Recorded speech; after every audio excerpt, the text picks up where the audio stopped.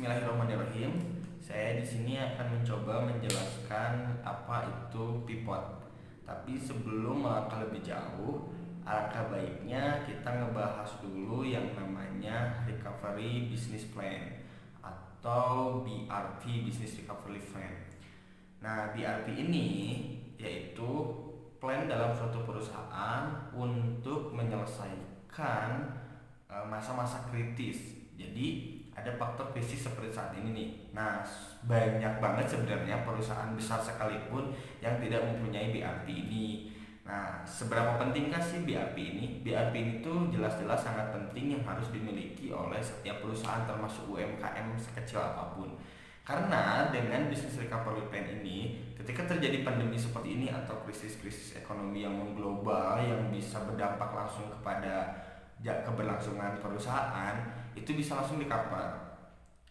Dan nggak cuman tentang masalah pandemi aja sih atau ada krisis global, tapi BRP ini bisa juga untuk menghandle beberapa kejadian yang bisa menimpa perusahaan. Contoh misalkan di Ranger sendiri, kita itu punya BRP, Business Recovery Plan, di mana anggaran ini tuh untuk insurance driver. Jadi kalau terjadi sesuatu pada driver Ranger Air, kita pakai BRP itu. Nah, sejauh mana kalian sudah mempunyai BRP untuk perusahaan kalian gitu. Dan benar-benar ini tuh sangat penting. BRP kita pun bukan hanya sekedar tentang diaper, tapi kita pun harus punya BRP untuk keberlangsungan teknologi kita. Bagaimana kalau internet kita down? Bagaimana kalau plafon kita error? Bagaimana kalau plafon kita dibajak? Dan hal lain sebagainya. Bagaimana kalau Google bangkrut terus kita nggak ada di Play Store? Terus hal-hal lainnya yang memang meskipun Google nggak bisa dibilang nggak mungkin ya untuk bangkrut, tapi apapun kan bisa terjadi. Nah, bagaimana yang dari online ini kita udah bisa geser ke offline, atau yang offline ini yang core bisnisnya di offline, seperti misalkan kalian dagang bakso yang emang di di depan di ruko, misalkan di ruko offline gitu kan. Terus sekarang kan terjadi yang namanya pandemi nih. Nah, kalian ini harus bisa mempunyai bisnis recovery plan. Nah, bisnis recovery plan ini tuh harus ditentukan dulu prioritasnya. Prioritas apa yang memang harus diutamakan terlebih dahulu agar perusahaan tetap berjalan. Contohnya tadi kayak Ranger, kalau diaper nggak ada, Ranger pasti nggak jalan. Makanya insurance pertama kali itu apa dulu, prioritas utamanya itu apa dulu agar perusahaan itu tetap berjalan.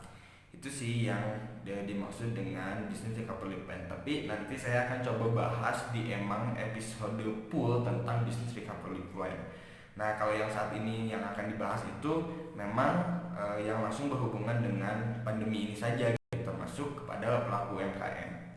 Nah, yang dimaksud dengan people yaitu perubahan core bisnis, inti bisnis kalian untuk the next level. Misalkan gini, kalau sebelum pandemi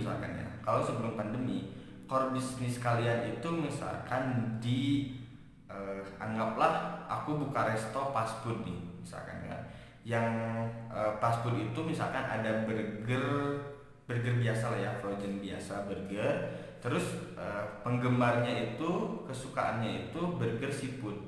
Nah, ketika kita pindah haluan ke seafood gitu kan, daripada fast food ini dan seafood ini berubah kan, core-nya jadi berubah kan, inti bisnisnya ketika jualan fast food jadi ke seafood gitu kan, jadi ke makanan laut, dan ini langsung laku keras, dan ini bisa jadi core bisnis itu, jadi core bisnis kalian, core bisnis perusahaan. Nah, ini yang disebut dengan yang namanya pivot. Bedakan dengan inovasi. Kalau inovasi itu misalkan burger kalian jadi burger seafood misalkan, masih tetap ada burgernya sih, itu menurut aku inovasi, bukan ke pivot. Kalau pivot itu lebih ke core-nya, intinya banget berubah gitu, bisnis kalian tuh berubah. Nah, contoh yang sudah pernah terjadi, yang pernah aku dengar sih udah emang dari lama ketika aku belajar bisnis, yang terjadi pivot itu misalkan contohnya Instagram itu mereka core bisnisnya itu adalah post foto dan share location. Jadi misalkan aku lagi di kantor nih, terus aku share foto dan location. Ternyata eh, yang pengguna Instagram itu mereka lebih suka post fotonya aja daripada berbagi lokasinya gitu. Share locationnya mereka nggak terlalu suka, mereka lebih suka dengan post fotonya aja gitu. Nah, Instagram di situ mulai melakukan pivot, mulai melakukan perubahan core bisnis di mana customer base mereka lebih menyukai lebih menyukai post foto daripada share location. Makanya sekarang Instagram menjadi share foto terbesar kan di dunia gitu, jadi nomor satu di dunia karena mereka melakukan pivot itu. Nah sebenarnya kalau sebelum pandemi itu melakukan pivot itu perusahaan ketika sedang apa sih sebenarnya enggak pasti berhubungan dengan krisis ya, atau misalkan lesunya pasar atau pertumbuhannya enggak terlalu tinggi gitu, enggak bergairah banget, atau pasar udah mulai menolak nih, udah mulai nggak suka gitu kan dengan produk atau jasa kita. Makanya pivot di sini sangat penting gitu. Nah kalau dengan pandemi seperti ini dan terus banyak banget di sosial media atau di berita-berita, kalau banyak banget perusahaan yang benar-benar tutup. Nah ini sih menurut aku pentingnya banget yang namanya business recovery plan. Ranger sebelum jauh-jauh hari gitu bisnis Ranger sebelum terjadinya pandemi ini kita benar-benar udah memikirkan yang namanya business recovery plan. Kenapa? Karena kita itu benar-benar belum bisa mendapatkan penghasilan dari si Rangernya ini sendiri, gitu kan. Sedangkan yang dapat penghasilan langsung secara instan itu kan si driver itu sendiri kan. Nah, justru kita disitulah kebaikan Tuhan untuk membuat bisnis recovery plan kita, gimana caranya agar Ranger ini tetap jalan meskipun kita belum dapat revenue, belum dapat penghasilan. Nah otomatis kita menyiapkan BRP ini nih, bisnis recovery plan ini. Makanya kita menjalankan unit bisnis kita, mulai dari bank sampah, mulai dari kedai juga ada kan, terus dari justip bahkan, terus warung digital, outlet factory. Nah ini tuh dijalankan untuk jadi BRP-nya si Ranger. Nah Ranger, apakah Ranger udah pivot atau belum? Belum, karena Ranger ini masih dalam proses growth ya, masih dalam proses perkembangan. Tapi yang lebih diaktualkan kalau Ranger itu lebih banyak ke inovasinya saja, karena untuk saat ini belum bisa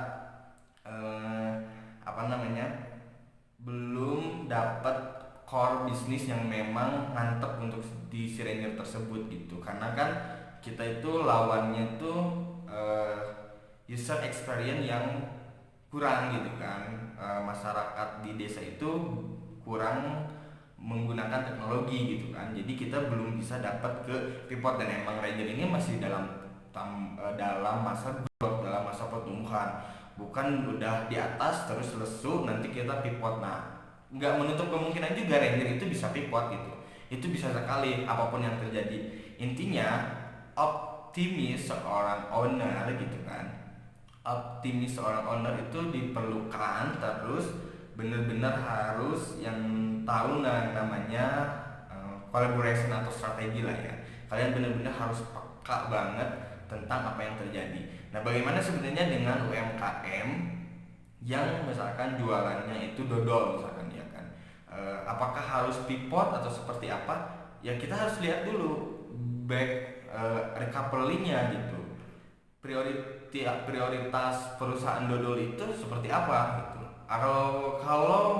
Kalau mereka perusahaannya punya tabungan misalkan nyampe 2 tahun ke depan gitu, atau 5 tahun ke depan bahkan, itu kan nggak perlu melakukan pivot gitu. Tergantung sih kebutuhannya apa gitu, apakah emang customer, oh ya bisa juga tuh seperti ini. Misalkan si tukang dodol ini kan buka outlet gitu kan, nah adanya pandemi ini outlet terus tutup, tapi customer permintaannya terus dapat. Nah apakah dia rubah jadi online gitu kan. Nah ini yang harus dipikirkan gitu, prioritas utamanya, bahwa sebelum pivot pun kan kita nggak asal daripada dagang beras nggak laku, mending coba dagang minyak. Nah sebenarnya ini harus berdasar pada core bisnis kita gitu, harus berdasar dengan customer base kita juga gitu, nggak bisa ngasal langsung berubah haluan aja gitu. Tapi memang beberapa perusahaan yang udah besar banget itu memang melakukan pivot itu dengan hal-hal yang benar-benar ekstrim ya, tapi mereka itu selalu berdasar kepada yang namanya customer base gitu kan. Makanya customer base itu sangat penting di video yang sebelumnya. Contohnya ada yang nggak salah itu Nintendo. Nintendo itu dulu itu pernah jualan nasi loh, pernah jualan alat kebersihan kayak vacuum cleaner gitu. Sampai sekarang dia fokus di games, dan nggak akan ada yang nyangka mereka dari jualan bungkus nasi dari nasi terus sekarang menjadi game terbesar sedunia. Makanya pivot ini sebenarnya pasti akan berdampak ketidaknyamanan sih kepada beberapa perusahaan, karena mereka langsung mengubah arah atau core bisnisnya itu gitu kan. Tetapi pada kenyataannya pivot ini benar-benar bisa membantu perusahaan untuk jadi semakin tumbuh. Nah aku tuh cuma menekankan bahwa bisnis recovery plan ini tuh sangat penting dan pivot ini sangat penting, dimana tanpa ada revenue, misalnya kayak sekarang nih, Ranger itu bener-bener unit bisnis Rangernya sendiri itu bener-bener total bisa dibilang pending lah, close dulu gitu, tutup dulu, tapi kita masih tetap berjalan tapi tidak menghasilkan revenue apa-apa. Nah BRP kita itu membuat strategi di mana caranya kalau kita itu harus bisa jalan sampai 1 tahun ke depan. Makanya sebenarnya Ranger ini walaupun nggak dapat revenue nih, nggak dapat penghasilan, tapi kita udah bisa hidup sampai 1 tahun ke depan gitu. Nah selaku UMKM menurut aku penting banget ini gimana caranya kalian itu menentukan prioritas utama untuk bisnis recovery plan ini. Prioritas utamanya apa agar perusahaan kalian jalan gitu, agar tetap perusahaan kalian jalan. Nah walaupun misalkan kalian gak dapat revenue, gimana caranya 1 tahun bahkan 5 tahun ke depan perusahaan kalian tetap jalan. Nah ini yang emang harus digarisbawahi, harus benar-benar ditekankan dan harus mulai dirubah sekarang. Nah sebelum, kalau pandemi seperti ini kan lebih ke krisis dan ke kekhawatiran ya maksudnya, karena siapapun bisa kena. Nah di sini tuh harus ditentukan yang namanya alternative decision maker atau pengambil keputusan setelah owner nih. Setelah owner misalkan yang tadinya misalkan jadi sosial media manager, terus dia misalkan amit-amit ya, misalkan dia terkena pandemi, terus channel kalian itu cuma ada di sosial media. Nah sosial media itu cuma dia tuh yang megang. Nah itu harus ada alternatif decision makernya. Atau misalkan yang ngirim gaji nih, yang memberi gaji misalkan ke karyawan itu si A nya itu misalkan terkena COVID. Nah siapa nih pengganti decision makernya ini? Nah ini alternatif yang emang harus dijalankan. Dan ini aku bilang 100% penting banget untuk keberlangsungan perusahaan. Terkadang UMKM itu selalu bilang itu kan perusahaan gede, kalau perusahaan kecil ya nggak perlu gitu kan. Justru menurut aku perusahaan gede pun karena nggak dari kecilnya melakukan hal-hal seperti ini kayak bisnis recovery plan, pivot kayak gitu, makanya banyak perusahaan yang malah udah gede malah jadi bangkrut gitu kan, karena mereka nggak melakukan hal-hal kecil yang memang sangat bermanfaat untuk keberlangsungan usaha. Kalau kalian udah mulai ngerasa ribet ketika kecil gitu kan, ketika usaha kalian kecil, berarti ketika kalian perusahaannya udah gede, kalian udah nggak perlu ribet lagi karena udah terbiasa kan dari hal kecil. Nah itu aja sih mungkin untuk di pivot. Nah satu lagi sih, kalau untuk yang namanya collaboration, Bluebird melakukan collaboration dengan Gojek karena kan udah diakuisisi. Mereka udah terjepit nih taksi online gitu kan. Nah kita tuh harus peka di situ. Kalau Bluebird nggak bisa kolaborasi dengan orang lain, dengan Gojek, pasti Bluebird mati. Serius, pasti Bluebird itu mati. karena Gojek mengeluarkan taksi online itu kan, mengeluarkan Gokarnya itu kan. Nah makanya harus dibikin yang namanya taksi online-nya juga nih gitu kan. Karena menurut aku Bluebird di situ kalau melakukan pivot juga belum tentu Bluebird ini bisa berhasil karena dunia transportasi online-nya udah dikuasai oleh Gojek. Gitu. Kalau misalkan Bluebird berubah jadi ada aplikasinya Bluebird online meskipun udah ada dan itu pivotnya nggak berhasil, itu kan dari offline kan berubah jadi online ada aplikasinya, tapi mereka lebih maju ketika kolaborasi dengan Gojek karena pasar udah dikuasai oleh Gojek. Nah ini pentingnya hard feeling dari seorang owner, dari seorang petinggi manajer-manajer yang ada di perusahaan tersebut. Itu sih yang pivot dan collaboration. Selanjutnya mungkin tentang recovery yang tadi aku tekankan ya, misalkan kayak yang bis bisnis recovery plan yang memang kalau kalian menggunakan internet, terus gimana kalau internet ini down karena pemakaian internetnya itu jadi banyak banget kan sekarang, karena kan di rumah pasti otomatis semuanya online semua gitu. Nah bagaimana kalau ketika kalian suka jualan online atau jadi reseller atau dropshipper terus kalian internet down, berarti kan revenue kalian nggak ada. Nah aku tuh cuma mau bilang sebenarnya tambahan kalau selama ada sesuatu yang terjadi itu selalu ada dampak positifnya gitu. Misalkan ya di Kamojang ini kita kan anggaplah masyarakatnya masih gaptek karena dengan adanya COVID-19 ini memaksa orang untuk pindah ke internet dan diam di rumah. Otomatis kita nggak perlu ngedukasi market untuk ini loh teknologi. Jadi menurut aku seorang business owner mereka itu harus peka banget terhadap yang namanya opportunity. Peluang itu sangat penting. Contoh yang tadi Bluebird, mereka itu nggak mau jadi go online karena masalah utama mereka adalah driver yang gaptek.